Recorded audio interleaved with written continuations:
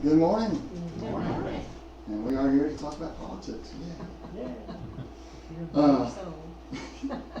First off, let me go ahead and do some assurances. There are disclaimers. No party within our political realm will be promoted. No candidate will be promoted.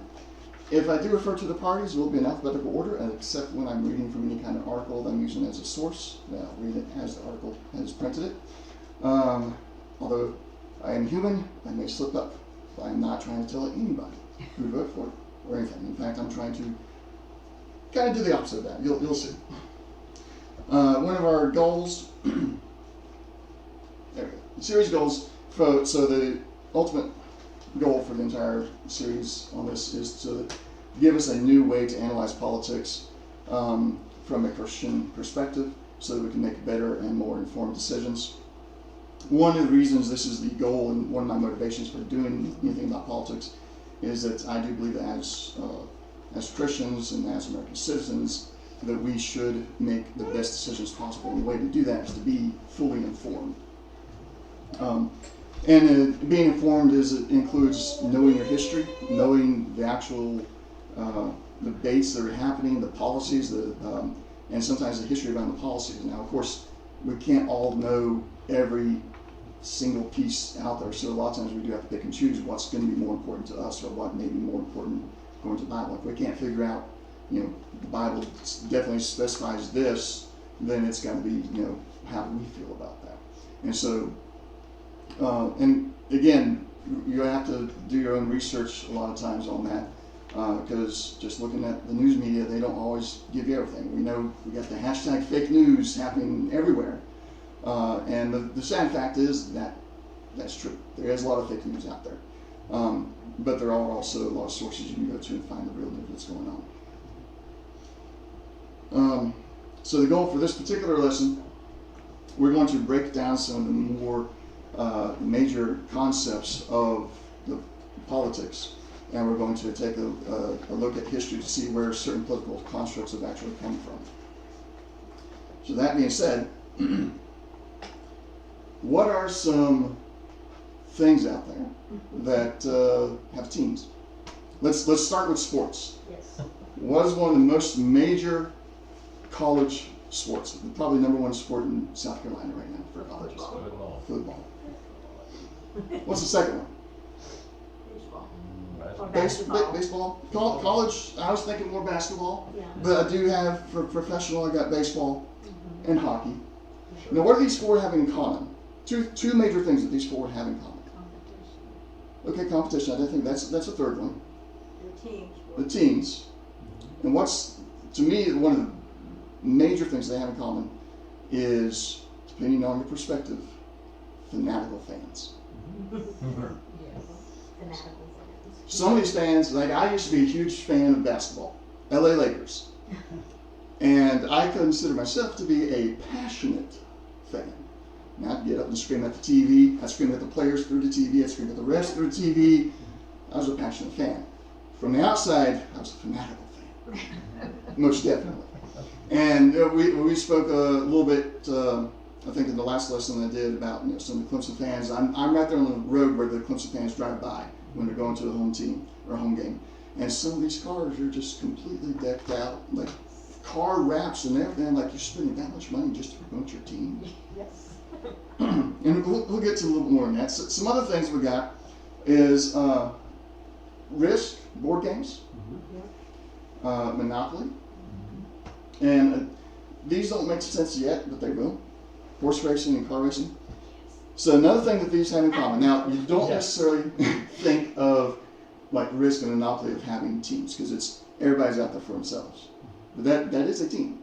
The game forces you into a position that you're looking out for number one for yourself. Horse racing, again, it's not necessarily a team that you're pulling for that one particular rider, that one particular horse. Whether some people decide they just like the rider. They don't care what horse they're riding on. They like the rider, or they don't care about the rider. They only care about the horse. And the same thing goes with NASCAR. You like your drivers, or maybe some people choose the car that they pull for based on which ads are on the car. Regardless, all of these They have a particular way of forcing you or conditioning you to pick a team, and then you begin to adopt that team as your team. A lot of times when you get your college fans talking about basketball, they're, well, my team. Well, which team is your team? Well, Clemson. Clemson is my team. Carolina is my team. And their advertisement, their conditioning, we all get into that situation. I called the Lakers, LA Lakers, or in Atlanta Braves in baseball. They were my team. I didn't care my team's the best team because it's my team. And I'm best at risk because I win every time. I don't doubt that. Well, and it depends. The newer risks they put in these goals thing, that's just a whole nightmare. It's not real risk anymore. So we've got these teams. Everybody gets to this point where they adopt a team, and so you come down to a situation where you have. We've all seen the. I think this will show up next. No, not yet. I got something that'll show up down there that'll explain that. But let's look at this first. The Nika riots. AD 532. So this concept of a team, and choosing a team, and adopting that team, and taking possession of that team, goes all the way back to 532 AD. And the Nika riots was chariot racing. And there was I believe it was a blue team and the red team. That's what they were. Because they didn't really have team names back then. It was just the chariot riders were just dressed in a particular color, and that's how you told your teams apart. And the blue team lost. Yeah, the blue team lost. And the red team fans, not the team, but the fans, started a riot throughout the entire city. Going after I believe it was the mayor of the city, and the other team. The mayor of the city having been a supporter of the team that won. Now we have the Roosevelt Raceway riot on November 8th, 1963. So that's why I picked race car and put it up there. And then in 2014, the World Series civil unrest, October 29th through the 30th of 2014. Now, I don't remember which team it was that lost, but the losing team, their fans, started rioting throughout the entire city. Similar to the chariot racing. They rioted, they tore up cars, vandalized, broke into stores, stole goods, looting, all because their team lost. How interesting that we don't remember the team. I was going to say, I don't remember. I'm trying to reconnect to the internet, and I'll find out what team it was. But the idea that we're going to go out there and loot and vandalize and destroy property, other people's property, because our team lost in a sports game. Now, there we go. House divided. We've seen these flags flying around. And people that get those flags and they fly them, and that's pretty much all they do. Like, they're handling the house divided thing pretty well. It's, mom, dad, they pull for different teams, but the most they're going to do is put out a flag and say, hey, we like two different teams. So there are people that can adopt a team, become fans of it, and it's not that big of a deal. It really isn't. But there is a problem within the society when we do have enough people that decide to take it too far and go and riot. And like I said, it's happened since AD 532 up until now. We've also got Monopoly and Risk. Now, I couldn't find anything on Scrabble or Risk necessarily that's happened, but a survey that was done showed that Monopoly, it ranked 1 through 3, Monopoly, Scrabble, and Risk are the top 3 where people and families get into arguments over the rules. And of course, with Monopoly, there's all kinds of rules about when you can charge rent, when you can't, how you get the houses, upgrading the hotels. Scrabble, we'll just pull out the dictionary, but most people don't want to pull the dictionary out. They can't find the dictionary. Well, it's in this dictionary, but this dictionary doesn't have. This is one we're using. And then Risk, I have a personal experience with Risk. My dad taught me how to play Risk, and I started beating him. Well, it didn't go so well. So, he and I don't play Risk together anymore. But Monopoly, we do have one about Monopoly where, again, no internet. I forgot to reconnect it. Kansas, Monopoly game triggered a fight where, I don't know exactly what happened, but one person actually needed stitches after their fight over Monopoly. And generally Monopoly is played among families, so this is a family getting angry at each other, potentially, and causing one of them to go to the hospital to get stitches. It's not even real money. Yeah, not even real money. It was the San Francisco Giants. Okay. So the Giant, they won or lost? I presume they lost. If it Because was it was their fans? it was Giants fans. No, it was a victory. They won, and the fans started a riot. What Yeah. city was it played in? San Francisco? I would assume.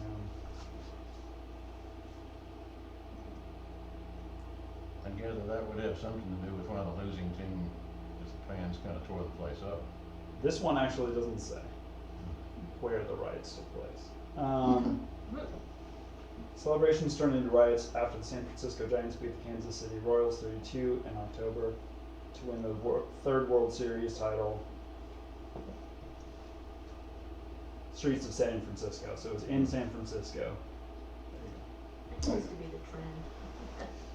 Winning team destroys their own city. All right, so thank you for that.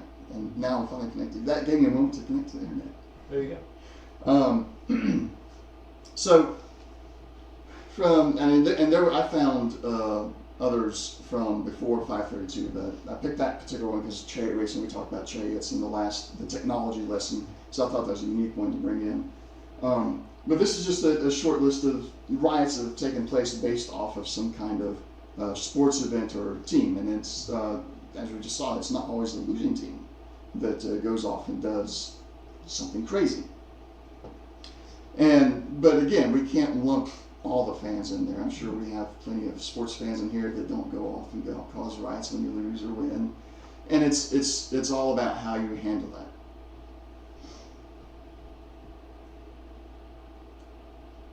So, continuing with the idea of the house divided, I have a speech here from George Washington. I believe it was, yeah. George Washington. His farewell address on Saturday, September 17th, 1796. However, political parties may now and then answer popular ends. They are likely in the course of time and things to become potent engines, by which cunning, ambitions, and unprincipled men will be enabled to subvert the power of the people and usurp for themselves the reins of government, destroying afterwards the very engines which have lifted them to unjust dominion. So what do you think he's talking about there? He's the president, he's leaving, he's seeing the rise of the political parties come in. Have we seen what he's talking about happen yet? Yes. I would say we definitely have. Now, I'm not going to tell anybody who to vote for, or I'm even going to try and keep my opinions out of this, but I've definitely seen on all sides, where this is what he's talked about, what he warned us about, is happening. And just a quick example is we don't have term limits for Senate. Right. I think the only thing that has term limit is the presidency, which that is just right there where they are usurping for themselves. So they're in there. Once they get in there, they're making all that money that they continue to pump right back into their campaigns to get reelected, and nobody else has a chance to run against them successfully. Because as soon as they get elected, they're planning their re-election. Exactly.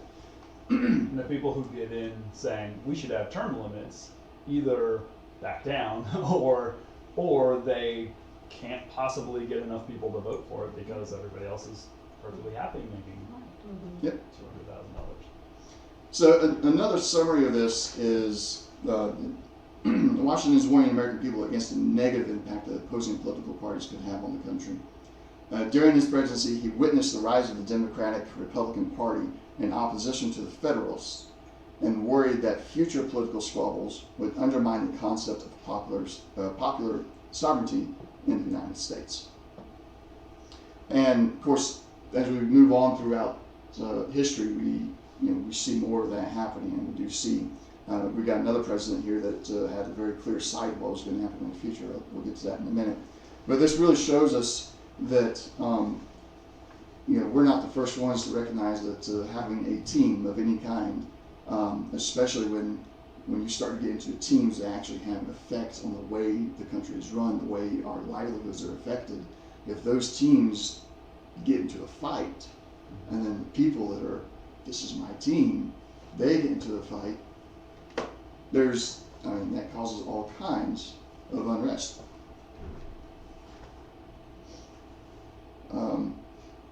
So third slide on the House divided. So Abraham Lincoln actually had a speech called the House divided, or it's referred to as the House divided speech now. And I'm going to read a small excerpt of it, not the whole thing, because it was long. I'll read a little bit for you here, the part that's really pertinent to here. So this is before he was president. He was not yet president. He was actually working. This is part of his political campaign to start working towards being elected president. So he's actually addressing the president and the convention. Mr. President and gentlemen of the convention, if we could first know where we are and whither we are tending, we could then better judge what to do and how to do it. We are now far into the 5th year since a policy was initiated which avowed object and confident promise of putting an end to slavery agitation. Under the operation of that policy, that agitation has not only not ceased, but has constantly augmented. In my opinion, it will not cease until a crisis shall have been reached and passed. A house divided against itself cannot stand. I believe this government cannot endure currently half slave and half free. I do not expect the Union to be dissolved. I do not expect the house to fall, but I do expect it will cease to be divided. It will become all one thing or all the other. Now, obviously, he was referring to here to before he was president, we did have slavery in America, predominantly here in the South, the cotton fields. But that is what he was referring to. And there was legislation being introduced while he was working his way towards becoming president that was trying to limit slavery and begin the process of abolishing it, but it kept running into dead ends and never got anywhere, as he referenced in his speech there. But he foreshadowed the Civil War in the phrase where he says that there will be a crisis that will be reached, and that we'd still be divided until that crisis had been passed. Now, he's not specifically referring to the Democratic or Republican parties being that they were opposed. He was referring to mostly that the people within America, you had the free and the slave, but the idea still stands because the two political parties had different views on whether or not to keep them around, or to keep using slavery. And of course, as we know, the Civil War happened. Slaves were freed. But we still have, at that point in time, we still have the different political parties. Now, his particular phrase there, the house divided against itself cannot stand, is actually in the Bible as well. That is not the part I was looking for. Oh, okay, I'm sorry. Pretty much during his entire presidency, Civil Wars happened. He got elected in 1861, and the Civil War started in April of 1861 and ended on April 9th of 1865. He was assassinated 5 days after the end of the Civil War.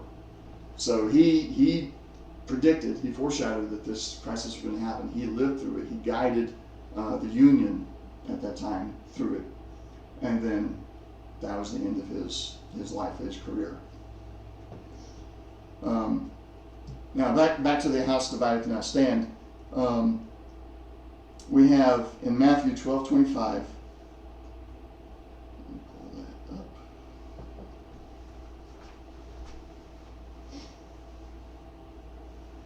I apologize, I did not have these open like I was supposed to. 12:25. 29. Or else how can one enter into a strong man's house and spoil his goods, except he first bind the strong man? No. Then he will spoil his house. That is not the right reference. 25. Right there. 25. There we go.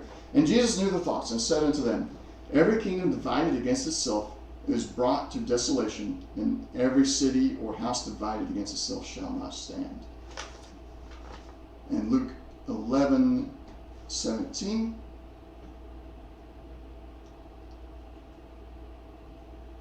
But he, knowing their thoughts, said unto them, every kingdom divided against itself is brought to desolation, and a house divided against a house falleth. Now these are, correct me if I'm wrong here, but these, both Matthew and Luke are writing down the same event from their two different perspectives. But it says something. And there's several other, I think Luke 12:52 also has a reference to this, and there are a few other references to it. But it says something in the Bible, hits on something multiple times, especially when two of his disciples who were with him write about the same event. That says something. And with this particular one being about the house being divided, and we have former presidents talking about the house divided. Now George Washington didn't necessarily say house divided, but he did allude to the idea that if you split yourselves up into parties and you get into these squabbles, that it's going to implode on itself. And Abraham Lincoln, not necessarily referring to the political party, because his presidency came well within when the political parties were established. But his reference to this, just an idea that the people within the country were not all equal. It starts to shine a light on how accurate this actually is. I mean, if we're divided against ourselves, we're not going to stand. And we've seen that throughout history. Multiple countries, as they not recent history, but other countries throughout time, the civil wars, and there are a few civil wars happening now in lesser known countries, but that is something that's been proven by history. This is the part where I'm like, know your history. History has proven that if the country is not united, if the people are not united, it will fall. And I do have up there the Emancipation Proclamation that Abraham Lincoln gave on January 1st, 1863. And this is just a side note. This is where it's my opinion, just my opinion. A little bit of fact, but much of my opinion. The my opinion part is, while Abraham Lincoln, he had that great speech, the House Divided speech, and he probably truly believed it, and he was working towards that. But when he got into the presidency, I believe something changed. Because the Emancipation Proclamation freed the slaves in the South, and the South only. None of the slaves in the North, while they are now, at that time and after the Civil War, they got freed, they were not freed by the Emancipation Proclamation. That part is historical fact. And you can find that on any historical page that actually gives a full definition of the Emancipation Proclamation. That is, it only freed the slaves in the South. Beyond, I think there was a particular border that Mason-Dixon, yes. From there down, those slaves were freed, but not the ones in the North. So, and then now back to the my opinion part. I believe that is something like we were talking about the senators that get elected, and one of their points is we're going to put term limits on, and they get in there and they back off of that.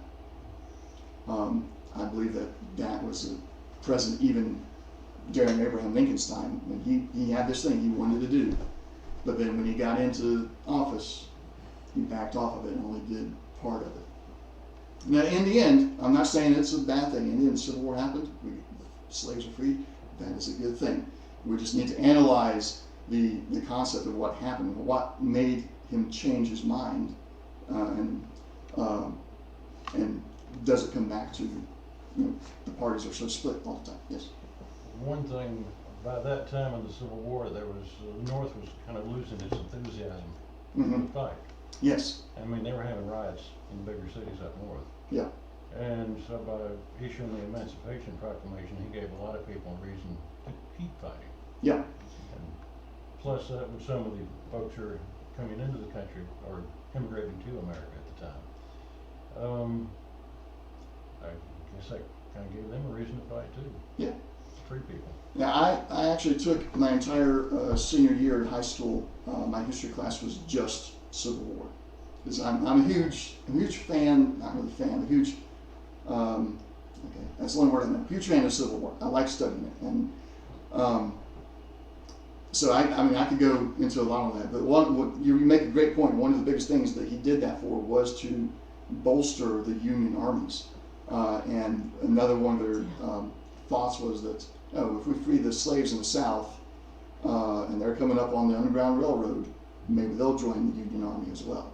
Because we freed them, come up here and fight for us and continue to free the rest of your brothers and sisters. So it was absolutely a political move by Abraham Lincoln. And for many, many facets. But it still points to that systemic problem we have, that politicians, when they get into office, they don't always do everything that's said that they was going to do. Even back then, I mean, we had great presidents in the past, but they didn't always do everything they said they was going to do. All right. So again, I've talked too fast. I always do. So I'll try and plan better for next time. So our first step in this new method of analyzing politics as Christians, a way that we can get into conversations about politics and not get upset and not have, well, my team, my side, my party, and get in the way of having good, intelligent, informing conversations and even debates, as long as you don't get to yelling and fist matches and everything else. But good debates. The first step is we get rid of the my team concept. We get rid of the party concept. And we get rid of the candidate concept. You know, my candidate. We'll get more into the candidates and how we can deal with their policies and everything next week. And we get rid of my way. We go back to what George Washington said. And when we look at the politics and who we're going to vote for and everything else, we just look at the policies. We stop looking at, well, I vote for this person because he's in my party. I grew up in a house where we voted one way all the time because it was the party. We stuck with the party line, period. And I know that many, and probably, I won't ask anybody to raise hands because I don't want to cause any kind of strife or anything, but I know that many of us, we've probably been in that situation where we stick with the party lines because that is our party. And it doesn't matter if somebody, a candidate for another party, might have some policies that lined up a little bit more with what we actually believed. They were on the other team, so we can't vote for them. So that's our first step. We got to get past this concept that this is our party. We have to stick with them. I am this, so I must vote for this. If we always do that, we're going to continue to be in the cycle that we're in. We're right now, I've looked back at it a little bit, and it's not completely consistent, but we're in a cycle of 8 years split for each party. Because most every president at least within my lifetime, I think we'll past that, it's been 8 years Democrat, 8 years Republican, 8 years Democrat, 8 years Republican, consistently. And that's because, I think, just looking at how people vote and the general concept of when you look at when people go out there and they do their political demonstrations or they campaign for anybody, you always see the same people campaigning for the same party. Always. And so that is, we've pigeonholed ourselves, we've put ourselves into a cycle. And because of that cycle, nothing's getting changed. Or things that are getting changed are so minute they don't matter, or it's something so large it's being changed in absolutely the wrong way, potentially, at least from the vast majority perspective, that it doesn't, it nets out to nothing. Or, great example, that I said I wasn't going to get too far into the politics, but this is a great example. I'm not going to say if it's a good or bad thing. We had 8 years with President Barack Obama, and he introduced what is commonly called as Obamacare. We are now nearing the end of 4 years of President Donald Trump, and he is getting rid of Obamacare. Now, I'll leave it up to you to decide whether you feel that's a good or bad thing, but that just shows this cycle that we're in. One president does one thing, and the next president comes in and says, I didn't like what he did, let's get rid of And that doesn't do anything to help the American people or anybody throughout the world in general. So these things right here, that is what is causing that. So next week we'll get into, I believe that's all I got. I know, I talk too fast. I get too nervous and talk too fast. Next week we're going to dive into the candidates themselves, and we're going to look at how, what we should do. I'm going to have some bullet points of different policies. We're not going to go into policies yet. Third week we're actually going to pick out a minor policy and see what we find about it in Scripture. But next week we'll look at candidates and how to score them based on what we believe, what we feel, and not based on their mind, whatever. Any questions? Maybe that'll take us some extra time. I think a comment on part of the challenge of the two-party system is that it's self-perpetuating. There's only two parties. Yeah. And if it's my team, then there have been lots of times when people will say, "Oh, I would totally vote for that third-party person," but that means that my candidate is actually going to lose, and so you can never get out of that cycle if you're in sort of a team sort of idea of things, because it's presented as if there's only two choices, and if there's only two choices, then there's only going to be one of two outcomes. Yeah. And there have been some sort of third-party candidates who have gotten some good traction, but a lot of the blowback is, well, so and so didn't win because this person took these points from this team, from my team, that sort of stuff. Rather than just looking at policies and looking at the people who we're actually talking about. Yeah, and just so you know, I know that there's like 4 or 5 political parties out there. There's way more than that. No, more than that. Okay, I'm taking these two just because they've been the most prominent ones. They were the first couple, and if I looked at every party, we might be here forever. There's too much influence with money. Yes. Whoever has the most money that wins. Yeah, and that's that comes back to like you said, as soon as the senators get elected, they're already working on the next campaign, and it's. They should have limits on how much they can spend. Oh yeah, and the strangest part about it is they put those limits on presidential candidates, and they put limits on how much anybody's allowed to donate to a presidential candidate campaign, but they don't limit that for the Senate. And here we go to conspiracy. In my opinion, the Senate controls America, not the president. While the president does have certain amounts of executive orders and such that they can do, and they can really heavily influence things, in the end it's always through the Senate or the House that gets anything done. They're influenced by the tax. Mm-hmm. Bottom line is we're forced into choosing the lesser of two evils. Yes. That's it.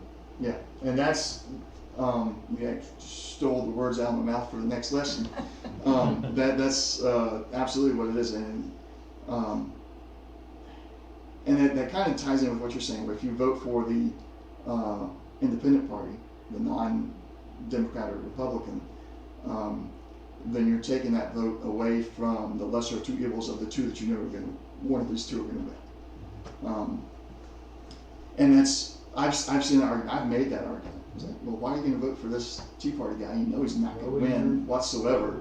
No chance he's going to win. So by voting for him, you're going to make sure that this person I really don't like wins, or at least vote for this one as a vote for that one because you're taking away from here.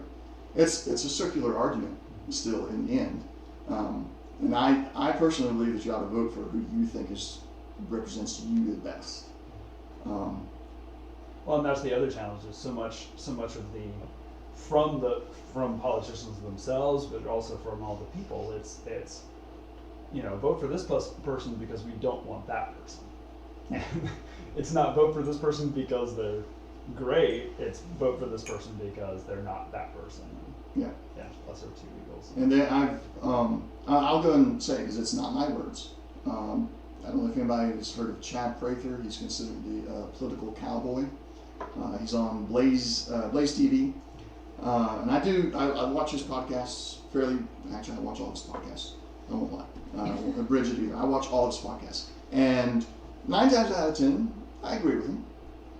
He is conservative, but and then he's also got things I'm like, that's just inappropriate for somebody that calls himself a Christian, but that's my interpretation of it.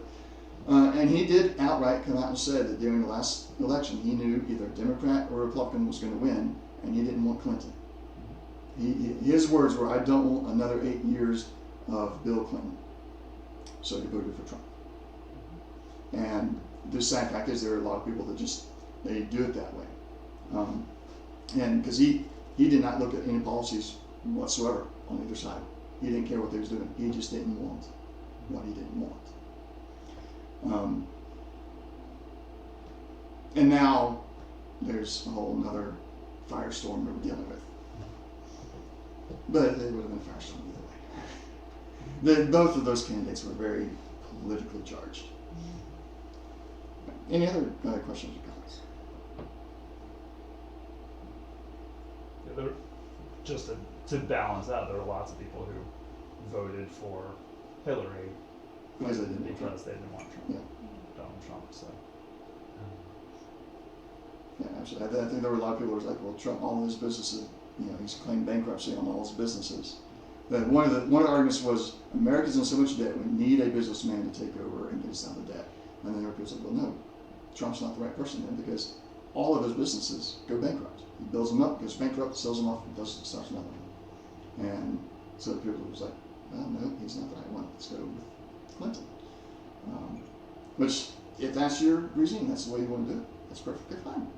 I'm not going to tell you that your reasoning is wrong. We all got to decide this is our reasoning. And whatever method you use, that's your choice. The point is you study the person and not the party. Yes. That's one thing I will say I definitely want to get across is it doesn't matter which party they're with. I hate the political parties. Yeah. I've lost a few friends because I voted one way and they voted another way. It's like, does it really matter? We have different beliefs. We believe differently. Everything else. We get along fine when it comes to Star Wars. But we're not going to be friends because we have different political views. And so that's excuse me. In the last couple of years, that's the conclusion I've come to is we just need to, or I personally, I want to get away from the party thing. I won't necessarily discuss with anybody which way I actually vote or who I'm actually vote for when it all comes down to it. I'm not going to say I voted for this or I voted for that. People can probably figure it out based on some of my opinions on things when we get into debates about particular policies. But that's just it. It needs to be the policies and whoever lines up the most. And like you said, it's the lesser of two evils of what lines up with your opinion what the policy should be. And term limits would solve a lot of problems. Yes, it would. Because only the presidents and the governors have term limits. Everybody else can be in there for life. Yeah. They make the benefits when they get out. It's a lot harder to be bought if you're only there for a shorter Oh yeah. amount of time. Yeah. Another thing to try to do is try to separate the personalities from the policies. Yeah. You can totally detest a person's actions and personality and approach. Mm-hmm. It's the policies that make the difference in our country. Yes, absolutely.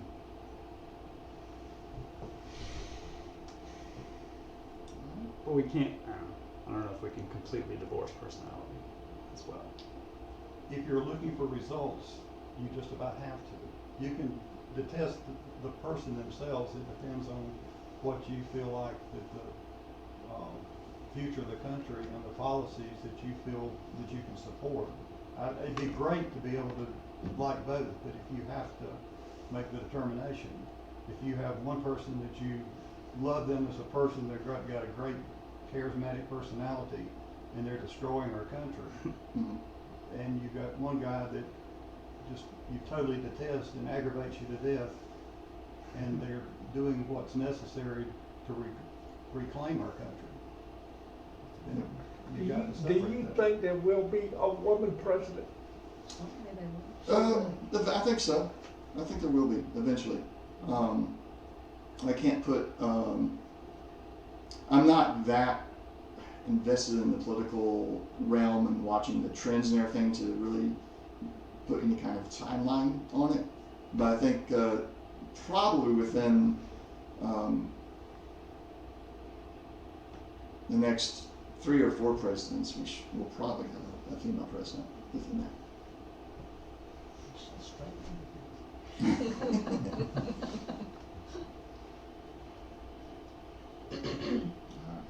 Well, that's it. I will try and have a little bit longer slide for next week.